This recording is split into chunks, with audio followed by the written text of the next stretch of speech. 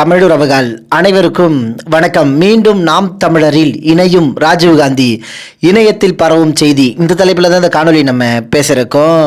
அதாவதுங்க, ஒரு காலகட்டத்தில் நாம் தமிழ் கட்சியில் பயணித்த ராஜீவ்காந்தி பின்னர் கட்சியிலிருந்து நீக்கப்பட்ட பிறகு திமுகவில் தன்னை இணைத்து கொண்டாருங்க.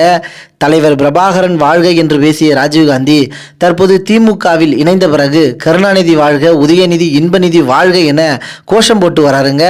தற்போது இணையத்தில் ஒரு செய்தி வைரலாக பரவிட்டு இருக்குங்க. இந்த செய்தி என்னன்னா, ராஜீவ்காந்தி மீண்டும் நாம் தமிழர் கட்சியில் தன்னை இணைத்துக் கொள்ள முயற்சி செய்து வருகிறார் என்பதுதான் அந்த செய்தி. இது குறித்து விசாரிக்கும் போது அப்படி ஏதும் இல்லை என்பதுதான் நாம் தமிழர் கட்சி உறவுகளின் கருத்தா இருக்குங்க.